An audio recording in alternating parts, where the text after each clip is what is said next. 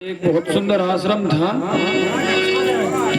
आश्रम के दरवाजे में से बड़े बड़े मोटे मेहनत निकल रहे थे। उसने कहा यार इसमें बहुत बड़े बड़े मोटे मोटे आदमी रहते हैं, तो उसने दिमाग लगाया खाने को खूब मिलता होगा यार, इसलिए इसमें रहते हैं, अपन भी चले।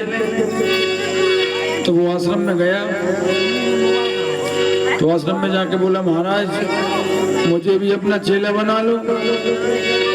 तो आश्रम के महाराज जी ने कहा कोई बात नहीं बेटा, चेला बन जाओ। तो महाराज जी ने कहा देखो चेला तो तुम बनोगे, लेकिन आपको थोड़ी बहुत सेवा करनी पड़ेगी आश्रम की। तो कहने लगा महाराज सेवा में बात मैं कुछ नहीं कर सकता, अगर आपको चेला बनाना है तो बना लो। तो महाराज जी ने सोचा चलो कोई बात नहीं, सारे चेला काम करते हैं, चेला काम नहीं करेगा तो कोई बात नहीं है, तो उसको आश्रम में रख लेते हैं। अब ऐसे ही काफी दिन बीतते गए। फिर एक दिन आया 11 का दिन। तो 11 का दिन जैसे ही आया तो उसको बहुत जल्दी सुबह सुबह भूख लगती थी। उसने देखा आश्रम में चूल्हे मूल्हे जल ही नहीं रहे, खाना बन ही नहीं रहा, क्या बात है। उसको लगी थी भूख। तो महाराज जी के पास जाकर बोला महाराज जी क्या बात है, आज चूल्हे ठंडे पड़े हैं, कोई कुछ खाने पीने को बना ही नहीं रहे। तो महाराज जी ने कहा बेटा हम तुमको बताना भूल गए, आज एकादशी 11 है, आज आश्रम में भोजन नहीं बनेगा, सब व्रत हैं तो आपको व्रत रहना पड़ेगा, भोजन 12 के दिन मिलेगा। तो वो कहता है महाराज अगर आज भोजन नहीं मिला हम 12 देख नहीं पाएंगे, मरी जाएंगे, हमारी कुछ तो व्यवस्था करो। तो महाराज जी ने कहा यार बड़ी समस्या है, एक काम कर बेटा तू सीधा सामान ले जा और नदी किनारे जाके बना के खा लेना, और आश्रम में तो आज बनेगा नहीं। तो उसने सोचा मरता क्या ना करता, चलो बना के खा लेंगे, पेट तो भरना ही है। तो सेवकों से कहा महाराज जी ने कि इसको आटा सीधा सामान दाल चावल दे दो, ये बना के खा लेगा। तो गुरु जी ने कहा एक काम जरूर करना कि भोजन जैसे ही बन जाए ना तो भगवान को भूख जरूर लगा देना, फिर इसके बाद पाना। उसने कहा ठीक है महाराज जी। अभी जाता है नदी किनारे, भोजन बनाता है, जैसे भोजन बनता है तो भगवान को भूख लगाता है, कहता है मेरे राम आइए, मेरे श्याम आइए, मेरे भोजन को भोग लगाइए। तो उसने 4-6 बार ऐसे कीर्तन किया तो भगवान राम प्रकट हो गए। तो भगवान राम प्रकट हो गए तो देख के उसको अच्छा लगा। तो उसने कहा ठीक है भगवान आप आ गए, भोजन बन गया, भोजन पाओ और मैं भी पाऊंगा, मुझे बहुत जोर से भूख लग रही। तो भगवान रामचंद्र जी आए, भोजन किया, उसने भी किया।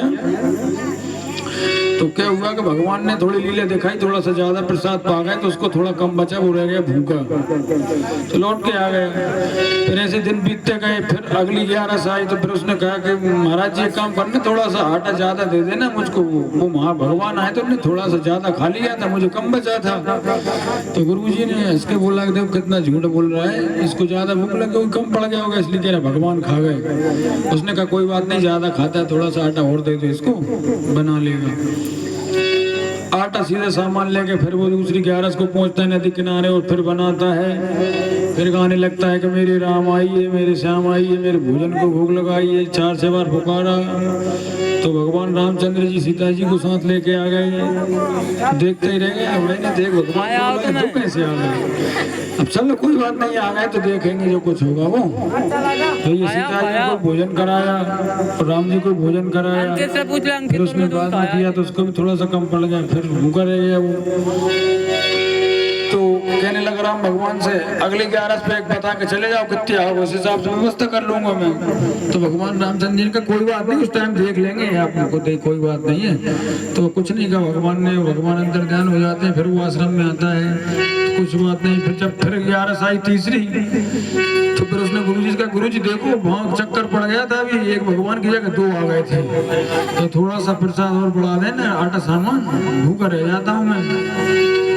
लग यार खाता कितना है यार, इतना सामान, 4 आदमी का सामान अकेला खा जाता है। चलो कोई बात नहीं है, खाता है दे दो, तो और बढ़ा के दे दिया भैया महाराज जी ने। फिर पहुंचा फिर भोजन बनाया, फिर उसने याद किया रामचंद्र जी को, मेरे राम आइए मेरे भोजन को भोग लगाइए। तो भैया वहां पे फिर क्या देखा, सीता जी, रामचंद्र जी, लक्ष्मण जी, हनुमान जी, 4 लोग आ गए। वो देख के तो बेचारा सट पड़ गया। अब अपन को बचना ही नहीं है, खाने को 4 तो यही है। तो लेकिन कहने लगा हाथ जोड़ कर, ठीक है कोई बात नहीं, तुम बहुत अच्छे लग रहे हो, कोई बात नहीं, यहाँ तो गए लेकिन हमारी तो होगी देखी जाएगी, तुम पालो पहले भोजन। तो सभी को भोजन कराया भगवान को, और हाथ जोड़ के कहने लगा महाराज आज पक्की करके बता जाओ कितने आओगे। तो भगवान रामचंद्र जी कहने लगे देखो कोई बात नहीं, हम आ जाएंगे, अब टेंशन मत लो।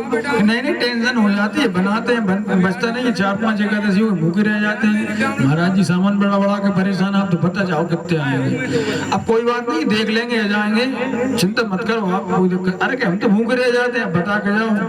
अब हम बता देंगे, चलो कोई बात नहीं, ज्यादा बढ़ के नहीं आएंगे, आप टेंशन मत लो। तो भैया फिर एकादशी आई, उसने कहा महाराज गुरुजी आप एक काम करो, आटा सीधे सामान ज्यादा ही बढ़ाओ, आपके भगवान आपने बहुत भगवान मेरे पीछे लगा दिए, 1 छोड़ 2 आ जाते हैं, 3 आ जाते हैं, कोई ठिकाने नहीं, कह के जाते नहीं है। तो गुरुजी को मजाक लग रहा था, लेकिन वो तो भोला भगत था, भगवान सच में ही आते थे। तो गुरुजी ने कहा भैया एक से भैया तू जा 4-5 पैसे रिजल्ट दे दे यार, बना खा ले कितो खाओ खा लो। तो भैया फिर जाता है, फिर भोजन बनाता है, और फिर भगवान को बुलाता है कि मेरे राम आइए मेरे भोजन को भोग लगाइए। तो फिर भैया भरत भी आ गए, शत्रुघ्न भी आ गए, राम लक्ष्मण सीता हनुमान जी 6 लोग हो गए। देख के फिर माथा पकड़ने लगा, हे भगवान अब फिर मैं भूखा रह जाऊंगा। तो लेकिन उदास तो हो जाता था, लेकिन भगवान को देख के, उसको भगवान की शक्ल देख के उसको भूख फिर खत्म हो जाती थी। कोई बात नहीं, कितनी सुंदर मूर्ति है, कोई बात नहीं आप पालो, और अब मैं खुद ज्यादा 4-5 आदमी का एक्शन लाया करूंगा, मैं आपसे नहीं पूछूंगा कितने आपको दिखे उतने आ जाने। तो भगवान को भोजन कराया और चला गया। फिर अगली एकादशी आई तो गुरुजी से कहा महाराज और आटा सीधे सामान बढ़ा दो। तो आश्रम के महाराज को शक हो गया कि बेचता है ले जाके आटा, इतना तो एक आदमी खा नहीं सकता, भगवान और खाने को नहीं सकते, झूठ बोल रहा है, बेचता जरूर होगा। गुरुजी ने एक चेले से कहा कि एक काम करो, उसको सामान जितना मांगो उतना दे दो, आज मैं जाऊंगा चुपके से पीछे देखूंगा जाके ये क्या करता है। तो भैया उसको खूब सीधा सामान आटा दे दिया, और जैसे ये नदी पे जाके बैठ गए, सब सामान रख के, उसने भोजन नहीं बनाया। वो वैसे कहने लगा कि मेरे राम आइए मेरे भोजन को भोग लगाइए, भोजन बनाया नहीं था। तो भैया वहाँ पूरा राम दरबार प्रकट हो गया। तो देख के घबरा गया, अरे साहब। तो रामचंद्र जी ने कहा भैया भोजन हमें तो पता था भोजन कैसे बना लें, तुम बढ़ के आओगे, तुम्हें बनाओ, तुम्हें कहा हमें मिलना ही नहीं है। तो भगवान की बड़ी समस्या होगी। लक्ष्मण जी को थोड़ा ऐसा लगा, तो राम जी से कहा भैया आप कहाँ से भगत के पास लेके आए हो, कह रहा बनाओ और खाओ। कहने लगा कोई बात नहीं, अच्छा भगत है। तो भैया तो कहते ना श्री भरत जी भंडारे बनाने लगे, भैया भरत भैया भोजन बनाने लगे, हनुमान जी लकड़ियाँ लेके आए, और सीता मैया ने बड़ी रोटी बनाई। अब भैया क्या हुआ कि पीछे से चुपके, तो गुरुजी पेड़ के पीछे चुप के देख रहे थे, तो गुरुजी को समझ में नहीं पड़े, और ऐसा लगा कि किसी से बात कर रहा है, गुरुजी कुछ दिखे नहीं। तो गुरुजी कह रहे हैं ये पागल हो गया, किससे बात कर रहा है। वो तो भगवान से बात कर रहा था, उसको भगवान दिख रहे थे, गुरुजी को नहीं दिख रहे थे। गुरुजी चुप के देख रहे कि यार ये बात किससे कर रहा है। तो जैसे तैसे सीता मैया ने, भरत जी ने, सबने मिलकर भोजन बनाया, और जब भोजन बन गया तो भगवान ने कहा कि आप भी पालो। कहने लगे नहीं महाराज पहले आप पाओ, आप बहुत अच्छे लग रहे हो, बहुत अच्छा होगा, आपने बनाया, और बाद में खाऊंगा, पहले आप खाओ। ऐसे बात चल रही उनकी।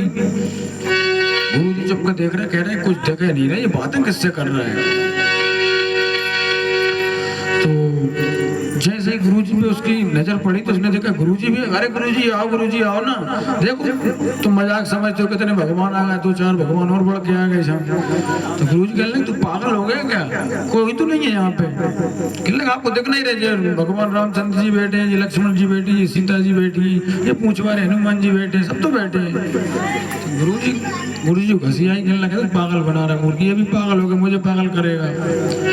तो मुझे तो भैया नहीं दिख रहे। तो उसने कहा भगवान राम से कहा महाराज आप इनको क्यों नहीं देख रहे, महाराज मेरे गुरु जी को, उनको तो देखो। तो भगवान रामचंद्र ने एक बात कही कि बेटा तेरा जो हृदय है वो कोमल है, तू छल कपट नहीं जानता है, इसलिए तेरे को हमारे दर्शन हो रहे हैं। तेरे गुरु जी के अंदर अभी अभिमान है, उनको विश्वास नहीं है, इसलिए हम उनको दर्शन नहीं दे रहे। तो ऐसी बात उसने कहा गुरुजी से, भैया भगवान क्या कह रहा है कि मेरे अंदर छल कपट नहीं है इसलिए मुझे दिख रहा है, तुम्हारे अंदर छल कपट है इसलिए तुम्हें नहीं दिख रहे। तो ये बात जब गुरुजी ने सुनी तो गुरुजी समझ गए और उनकी आंखों से आंसू आने लगे। और जैसे ही आंसू आए तो आंसू में जो गुरुजी का छल कपट था सब बह गया और तुरंत उनको भगवान के दर्शन हो गए। तो आज एक चेले की वजह से गुरुजी को दर्शन हो गए। बोल सियावर रामचंद्र भगवान की।